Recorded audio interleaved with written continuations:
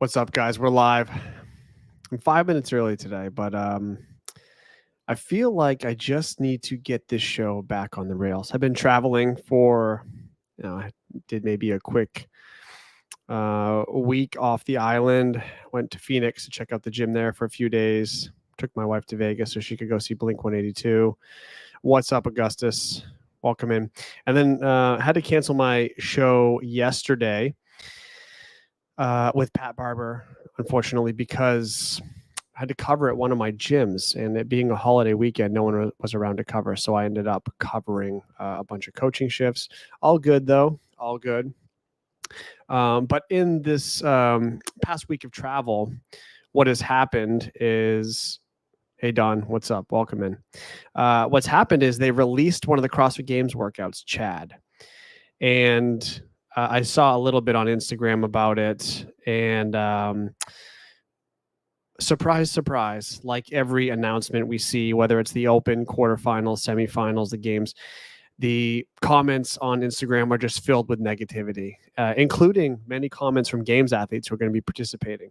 And so I just wanted to give my 2 cents on it today. And while I'm doing that, we're just going to look at some old CrossFit Games events that are way, I don't want to use the term worse, but are not as good as Chad could be in terms of the test itself, viewership, the hype it builds, people talking about it. I think that Chad is going to be like awesome. I think it's going to be awesome. And I know I've been mostly positive about the programming for the whole season so far, including defending the Open to the death this year.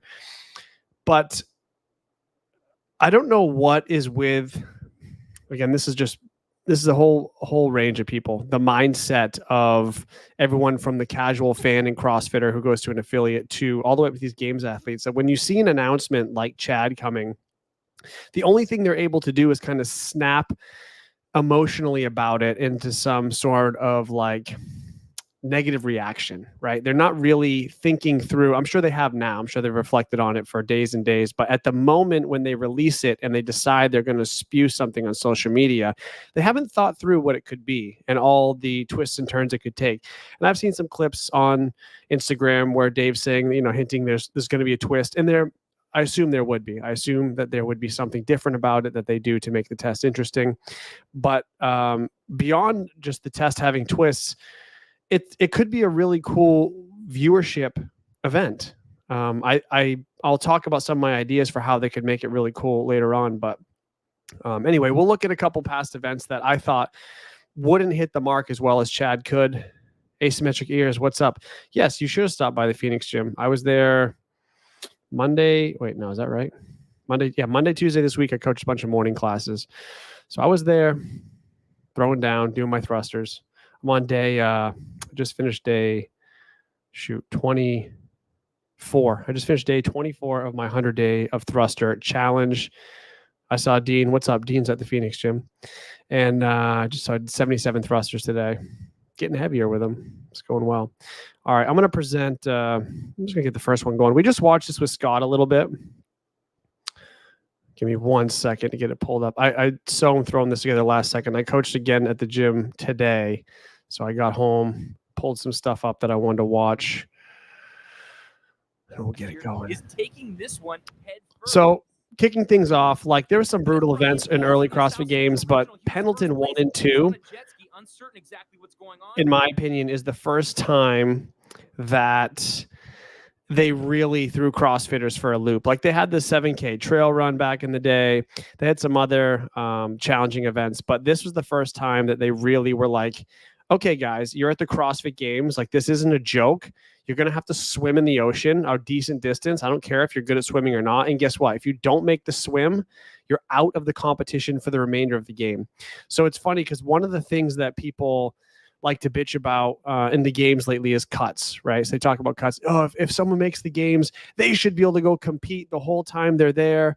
They earn their spot. You shouldn't be cutting them out. People travel from all around the world for this. Who cares? Who cares if they travel all around the world for this? People travel all around the world for like single day events in different world championships in things in different sporting events. Like if you show up to the CrossFit Games unprepared for whatever this was, 500-meter swim or more, like no, you can't do that. You're out. You're not balanced enough in your fitness to be able to continue on.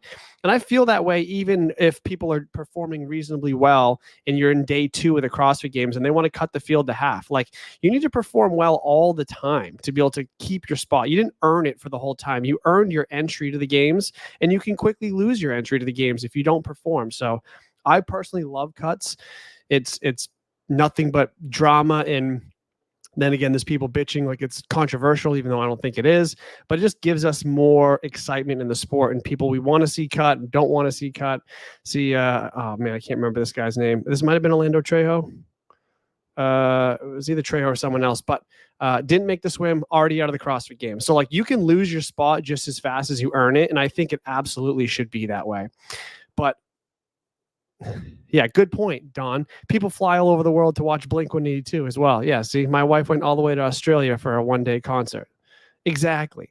So I have no issue with cuts. And yeah, that's the way I feel about it. So people who are bitching about it, probably games athletes and their coaches are the ones that complain about it because they want more airtime. They want more experience, but you need to earn those experiences. I don't know why people think that it's deserved because you made it through semifinals. Like continue to perform. You get to continue to compete. That's it. Simple. I've been spot on. All the complaining is what is boring to me. Do the work. End of story. Yeah. Do the work. End of story. Yeah, that too. So anyway, I'll probably go on several tangents during the show today because talking about Chad the whole time is boring.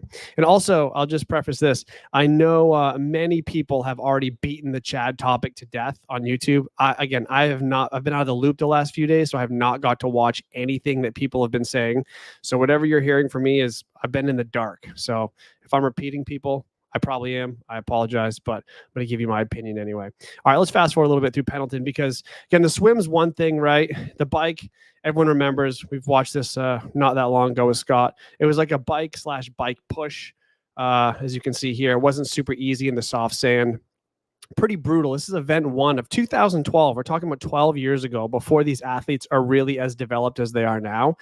And I'm sure there was some complaining before this event when it was announced, but these athletes just threw down and made it happen.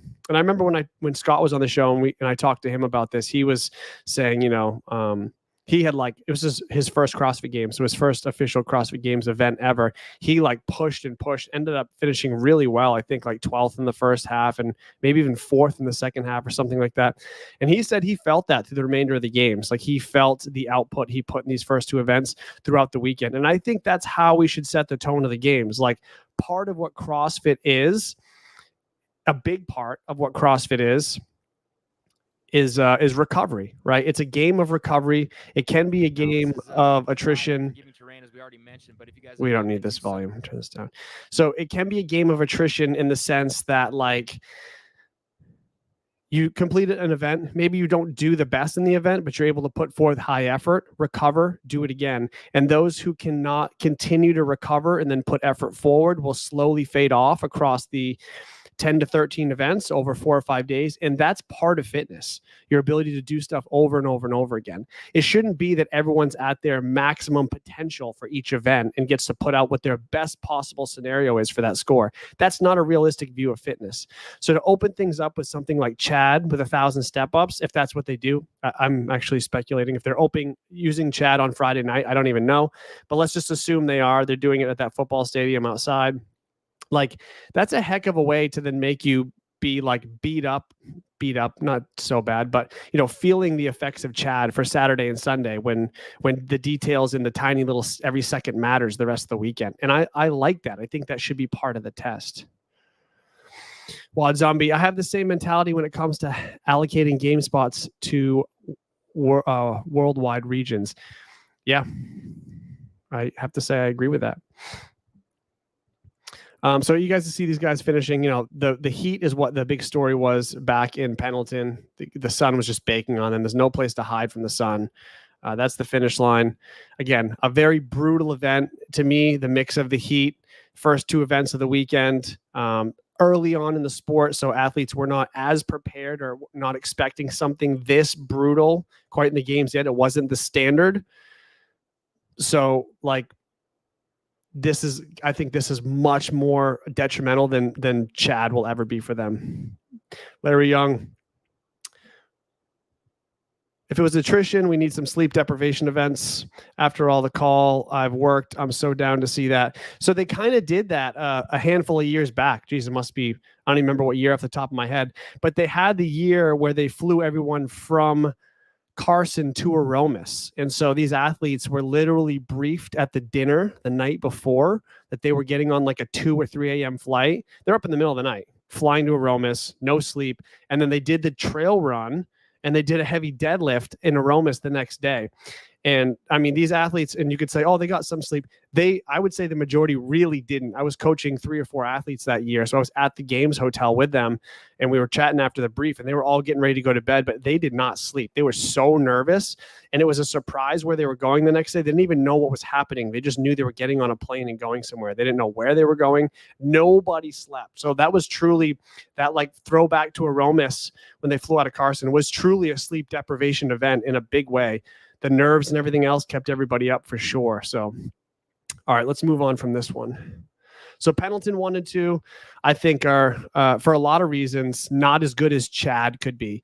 One, there's no spectators, right? You're relying on a live stream or you're relying on video after to even watch and be a part of it. 2, it's way more demanding and way more, there's a swim, a bike, and a push the bike and the run.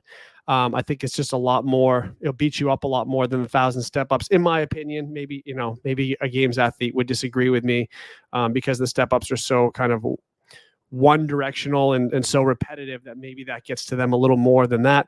But then again, you have the heat factor on Microwave Mountain, as they called it, which I think would have some lingering effects over the weekend, more so than I think the heat in that football stadium will affect people. All right, so that's my first pick. You can call it 2 workouts or 1, but Pendleton 1 and 2. What else do I want to cook up here? There's some obvious ones. All right, we'll play this. The Marathon Row 2018. And of course, we could talk about 2013's row 1 and 2, which was the 2K into the half marathon. But I honestly think that the marathon row, even though it may not have hurt early on as much, I think it was more demanding. It's just a much longer time domain that these athletes probably didn't really train, like literally several hours. Just have it playing in the background as we chat. But oh, we got a comment here. Extra sloppy. Chad would be dope for a final event before cuts. People selling out for a chance to keep playing. That sounds fun. I love that. I love that idea. I think that's an awesome idea. And the thing about Chad too, I'm not trying to downplay how hard it's going to be for these athletes. I'm really not, because 1,000 step-ups, it's basically 500 deep lunges per leg with whatever the weight is that they put on there. And we already know from the hints, Dave has made it clear there's going to be some sort of twist in there. So whether, maybe you're wearing a rucksack and then every 200 steps, there's another box or something with an extra implement that you're carrying, and maybe you're doing step overs, and maybe the step up standards, like who knows what they're doing. Maybe there's a run between every 250 step ups. Literally expect anything and everything, and expect it to go a lot longer than it would take you to do Chad on a holiday. Like, if you're busting out Chad in 50 minutes, in your affiliate or in your garage, if he's adding extra elements, he could certainly lengthen this to an hour plus, given the fact that we had a marathon row that took multiple hours, especially for the women. Like, the women didn't get a shorter distance. They had to suffer a lot longer than the guys. But I agree, using something like Chad would be awesome before the cuts.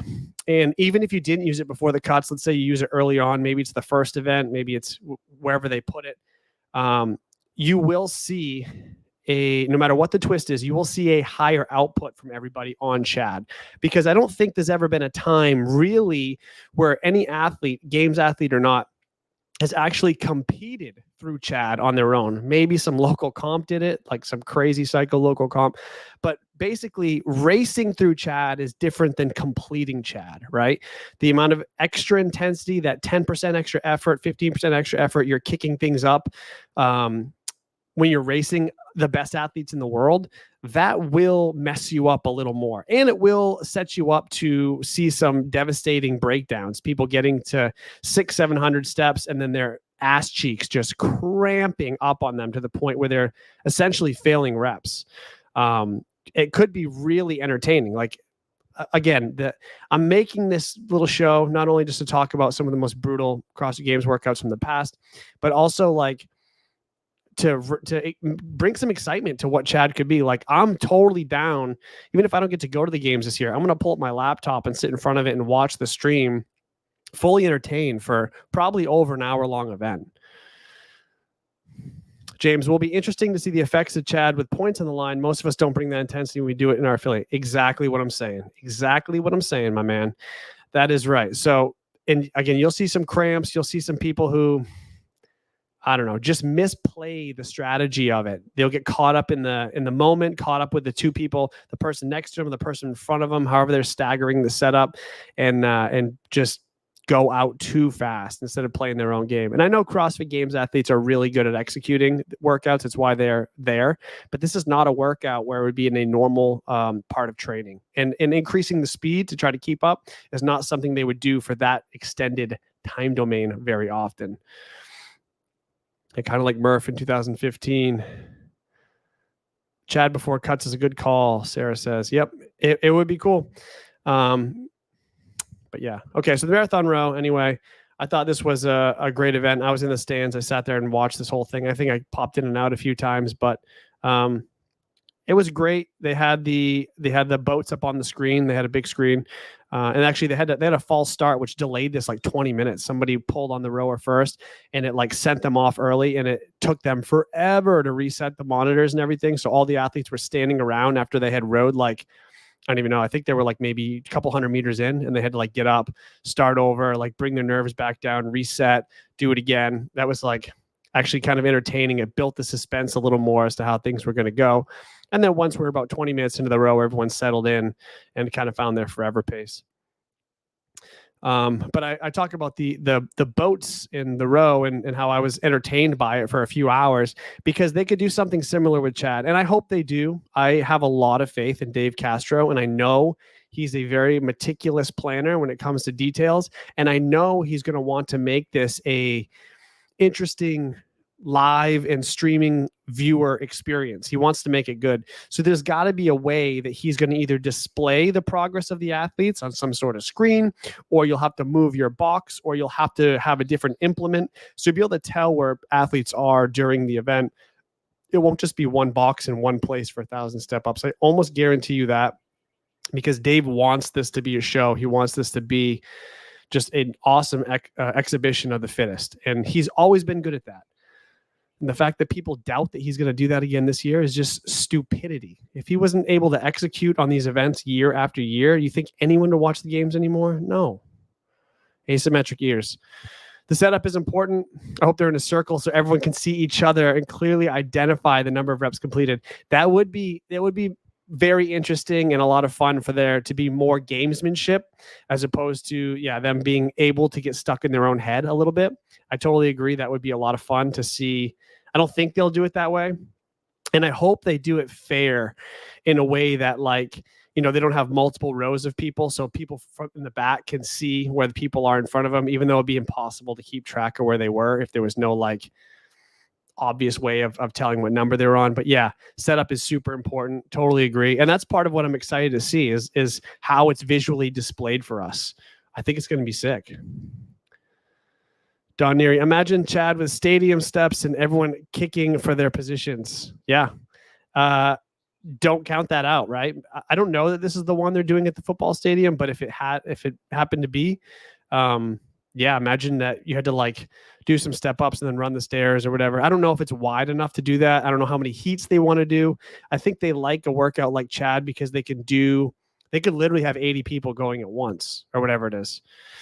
So space would be an interesting issue. Oh, dude, excellent point.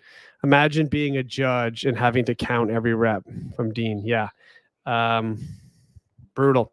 Hopefully they have really good like clipboard markers so that you don't have to remember or think, because everyone's mind's going to wander in that time. So you want to be able to look down and see where they're at. Sarah Cooper. Dave says probably 2 heats. Okay, cool. If it's 2 heats, then maybe we'll expect the time domain to be, an hour or less and not a multiple hour thing. Because he could make Chad like insane. He could make it absolutely insane where you're hugging a sandbag for 100 of the steps. Like he could make it absolutely devastating. But if you're running 2 heats, probably sub 60 time domain or right around there. Wad Zombie, is there a running track at the field? Could have markings on the track, have to move the boxes and race that way. Yes, there is a track around the football field. Yep, like a high school track. So anything is possible. All right, you guys want to watch the marathon row with me for the next 3 hours? Just kidding. One thing was super impressive of this. Let's see if we can find him. Come near the end here. So Lucas Esslinger was like, I think he held like a 155 or 154 for a marathon. Like, can you even imagine? If I'm rowing a 2K, I'm happy if I held a 154. He rowed it for like 49,000 meters at like a 154. Absolutely insane paces. All right, what else? What else we got here? So those are 2 obvious ones, right? Any of those long row events they had at the games or Pendleton, both are Pendleton you couldn't watch. You had to watch a live stream. There was no one allowed on site because it was at a military base, obviously. And then the row, you could watch both. I did, in fact, sit in the stands for both those rows live at the games and watched both. And I was reasonably entertained with it, but it's limited to what its like live factor can be, right? You can see the boats on the screen, you can see that stuff, but it probably won't be as visually entertaining as the 1,000 step-ups could be. So that's kind of what I'm judging all this on. All right, I got a couple more here. Oh, obvious brutal one. I'm going to pull this one up. Like this one is like, I still haven't gotten over this event.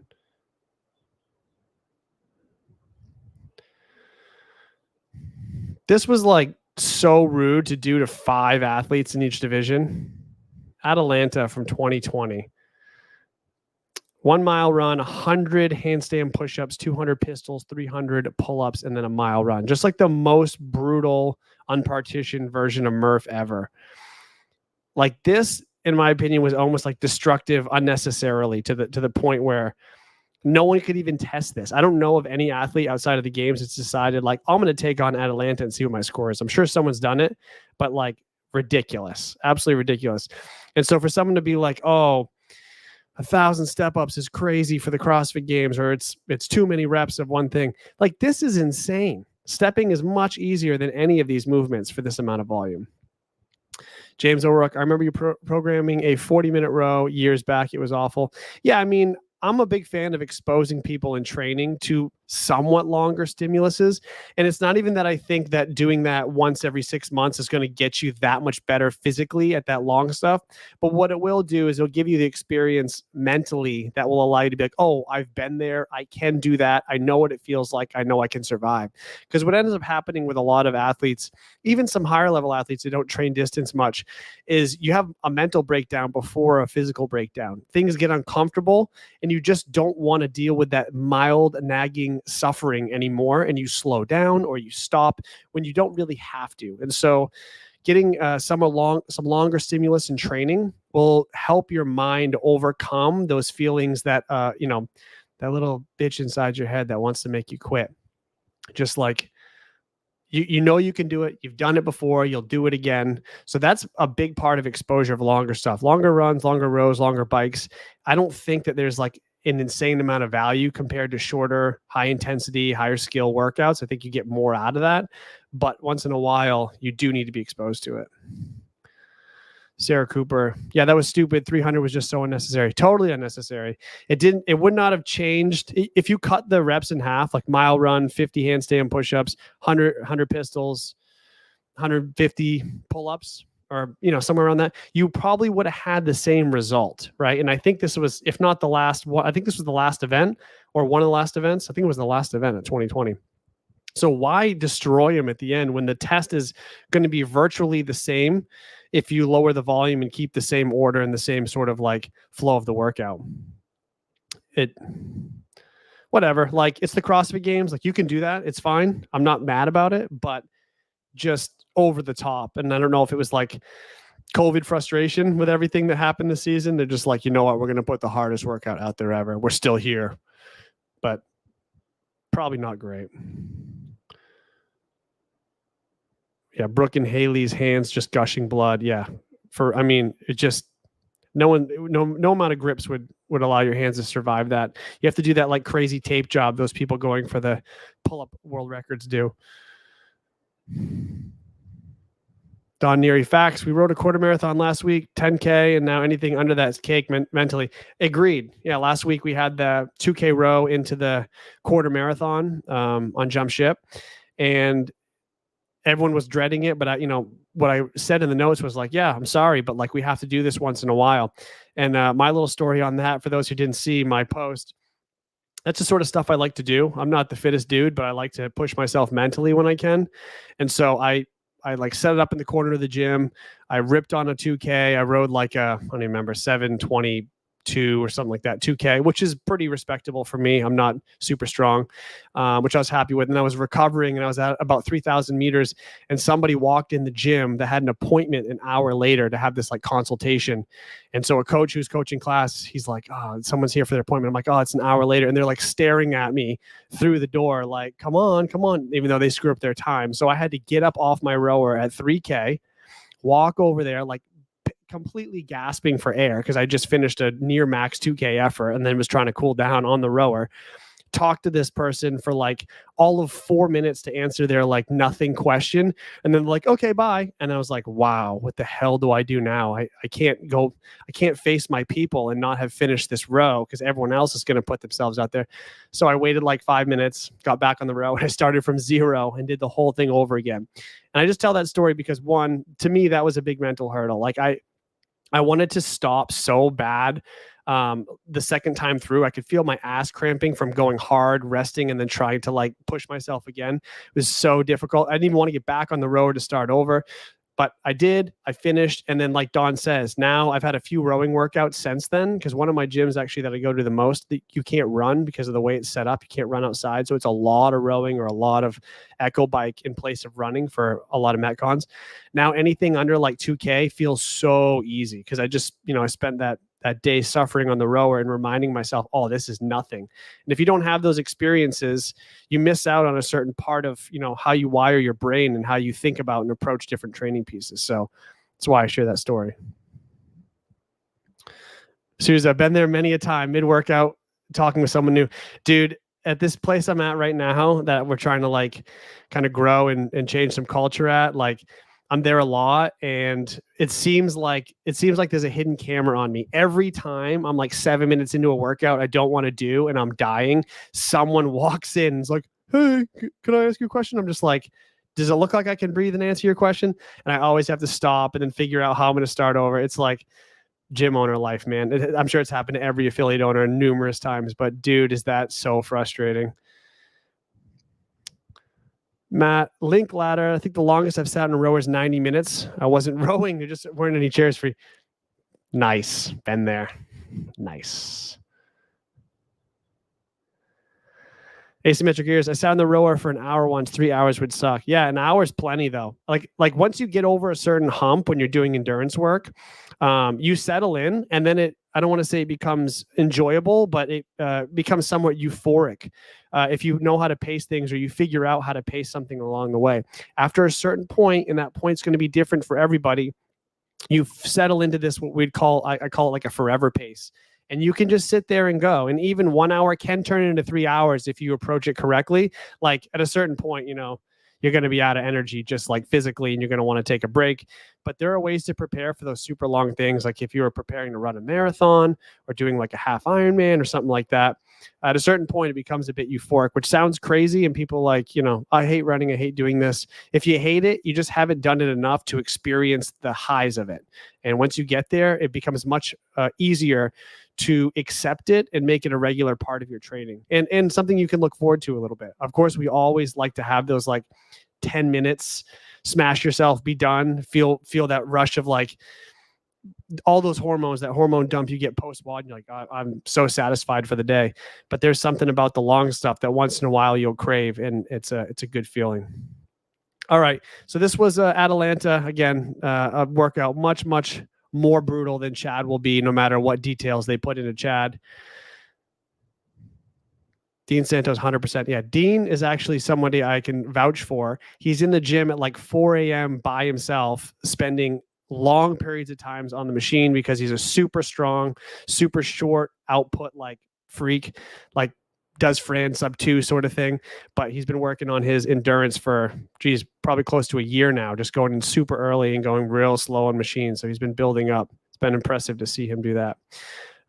Okay. All right. So I'm not going to go forever on this show today. We've talked about why I like Chad and everything. So Atalanta, that was good. The rows, there was 3 row events that were crazy. Pendleton 1 and 2, crazy. There's some other longer ones like the trail run, things like that have been, just over the top, less viewer friendly, less exciting.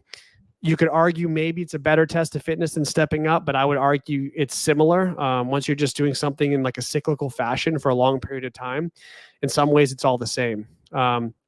So I'll play one more. I have an honorable mention that I'll kind of, I won't say wrap up the show. We can chat for as long as you guys want, but I'm going to play this in the background while we finish our discussion for today. I'm waiting for a particular guest to go through this in detail, but this is a super cool video. This just everything good going on about this video.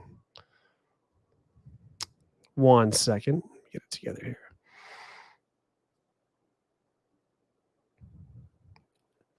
All right. Who's seen this? Who's sat and watched the whole thing? Hands up if you've watched 1 to 20 Linda, the Iron Triathlon. So like Super Linda, basically, Jason Khalipa, Dan Bailey take this on. It's just regular Linda, but instead of going to 10, it goes to 20. So you have their weights there. I don't know anyone that's taken this on. I'm sure plenty of people have. This is like a 90-minute to 2-hour workout by itself. Very, very slow approach to it. But this is not out of the realm of possibility of seeing at the CrossFit Games within the next couple of years. They've done Linda in so many different variations at the semifinal and regional level. Like this could be the long event that they do one of the years. Everyone's planning on running. Everyone's planning on biking. Everyone's planning on a long swim, a hike, or whatever they think they're going to do. And what do? They set up the entire inside of this new venue with just like, it's 2 heats. They do the guys and they do the girls, just 40 sets of 3 barbells, and they just run them for as long as it takes to go through the Iron Triathlon. Like, what a kick in the balls that would be to start the CrossFit Games. Oh, Sarah, you've never seen this one? You can just like put this on your TV in the background while you're cooking dinner and just listen to the music. They got little like techno, like electronic music. They don't even talk during it. You just get to listen to the music and they just keep going. This is like the ultimate background video ever.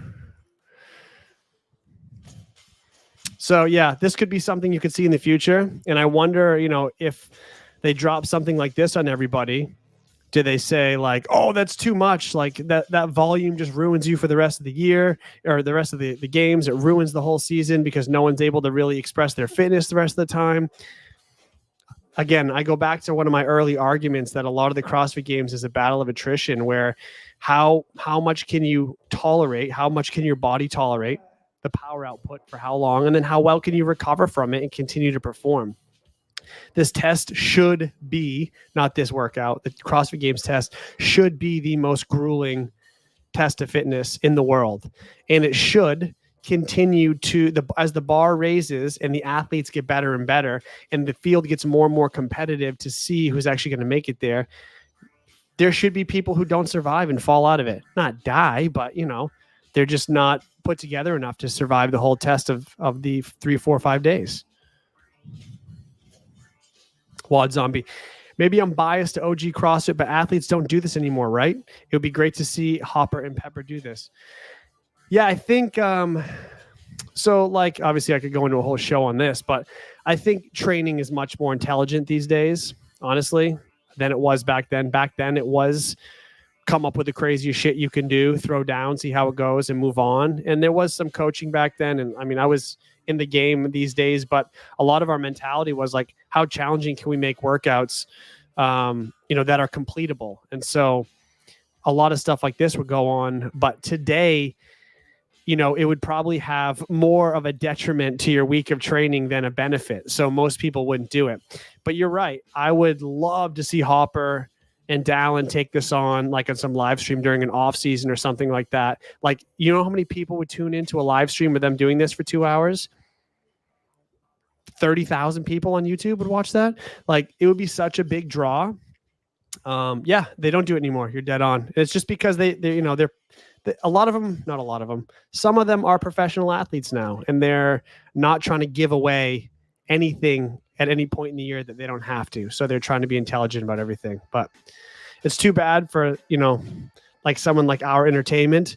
We would love to see the new generation take this on. And unless it's programmed at the games or hinted that it's going to be programmed at the games, you're just not going to see them damage themselves to this level. And I know they could handle it, but you get my point. Dean, volume and recovery is the name of the game. Rich had hinted to that in 2012 a couple of times in the CrossFit media vids. Yeah, but Rich also ruined competitive CrossFit training for a lot of people. He was able to do, and I don't mean that in a negative way, he was able to do so much in prioritize training in his life in such a way that his life could revolve around it. And then he was featured early on as he started to win the games year after year so often in CrossFit media that everyone then thought what Rich was doing was the only way to train. And so Rich was thriving on volume where others don't need it and wouldn't. And so his kind of chasing the rabbit sort of thing buried a lot of athletes, and it changed the way that people train. And we had years where everyone thought volume was king, people getting injured, just like not able to keep up, people dropping out because they weren't enjoying it anymore because of what they thought the training had to be. He really changed the game. And now since then, we've had over a decade since he won for the first time, of refining what it takes to train at the highest level. And volume's still a key factor, but doing it very intelligently is important. Asymmetric Gears, complaining entitled, more reasons I miss the good old days. Are you referring to people who won't do this for our entertainment or someone else? Yeah, Rich is the GOAT. He really is. Well, let's say Rich is the most influential, important CrossFitter of all time, and T is actually the best CrossFitter of all time. That's my actual real opinion on that. All right. So anyway, that's pretty much my show, unless you guys got any more questions for today. I think Chad's going to be awesome. Anyone who's hating on Chad being an event at the CrossFit Games doesn't know CrossFit. And that could be even, I saw Laura Horvath's comment. Laura knows better. That was just probably a little shock and surprise. I'm sure she will adapt to that in no time. It's a very reasonable test. It's not that much volume. Chad in itself is not long compared to a lot of other CrossFit Games events in the past.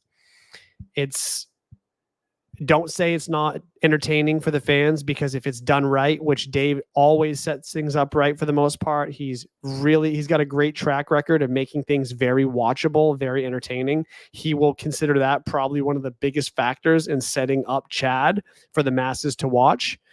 It's going to be a win. It's going to be a win. And if you think otherwise, come at me, debate me. Oh, here we go. Sarah Cooper, thoughts on the twist making it no longer than actual Chad? Taylor and JR talked about it yesterday. I didn't get to see their show. I'll probably go back and watch it at some point. I'm not sure what they were suggesting it would be, but it can be longer. I mean, they could make it a 90-minute version of this, and they could still run 2 heats and be out in 3 hours, right? Especially if it's the only event of the day. Sometimes they run stuff earlier in the week, like a Thursday event, or even like a Wednesday event, Thursday off, one event on Friday, and then a bunch of events. Like, they could run things however to set up and mitigate too much volume in one day. The twist, I just think you're probably talking different implements. You could have a run between a certain amount of steps. You could have a carry. There's so many ways you could add something to Chad, especially with those carrying the rucksack, because you got to assume that it's going to be maybe it's a heavier Go rucksack. Who knows what the twist will be? I'm totally open for it to being longer than regular Chad. I'm totally open to it being a super brutal test that not only tests their fitness, their endurance and all that, but also tests how well they can recover and still perform with some beat up legs the rest of the weekend. Like, I'm okay with that. It's the CrossFit Games. Meaning anything other than just the steps with the ruck isn't Chad. That's fine. Yeah. If they want to be very specific about it, like Chad's only 1,000 step ups, technically you're right. But they could do a play on Chad. He could call it Chad 1,000X. And then when they announce the actual full workout with the twist, they could, change the official name to Chad with a twist or whatever they want to call it. He's just creating hype. He's just putting stuff out there. And so for anyone to think that it has to be or is going to be a very straightforward version of that because that's what he called it, he's playing games. I mean, think about Dave's clues and stuff he's put out in the past. Like, he's all for people, chatting about what they think it's going to be.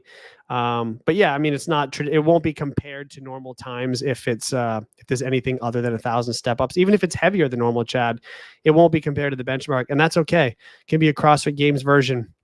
The Games of 2010 had Amanda, and then years later they brought back Amanda 45. So they could have Chad 1,000X times 2. Hopefully not, but they could do whatever. 1,000 Biden steps would not. Wait, what? 1,000 Biden steps would not be too taxing. Like shuffles, you mean 1,000 shuffles?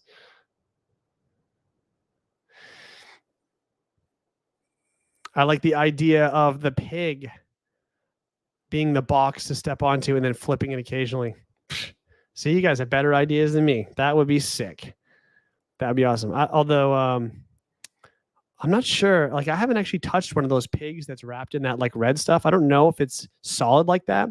I think it's probably similar to the flipper. I'm just speculating. Like the green one from back in the Burden Run days. I don't know if you could step up onto it. Maybe you could. Maybe teams did or something like that. I don't remember. But anything creative like that, I'm all about. Larry Young, we all have our opinions, but if it's the last event, 50% chance I head back to the hotel and watch. Yeah, I mean, that's fine, but you're still going to watch, right? Still going to watch. Whether it's streaming or watching it live. Yeah, pig is an awesome idea if it works. Oh, that was the idea, and shut up and scribble. Okay, yeah. So people are thinking the same thing. I didn't think of that. But anyway, I think it's going to be awesome. For anyone to expect that they're going to let you down by just programming Chad and making it unwatchable, just hasn't watched the last 16 years of the CrossFit Games. Like, everything's been watchable for the most part. And the ones that haven't been, we highlighted it today, and they weren't watchable because of mostly logistical reasons.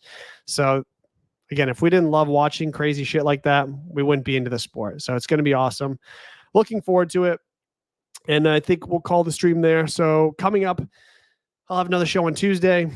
We'll find a guest for that one. I'm not sure who I'm going to have quite yet. Open to suggestions, by the way. Friday, rescheduled with Pat Barber. He'll be on. We'll go through some old school stuff with him.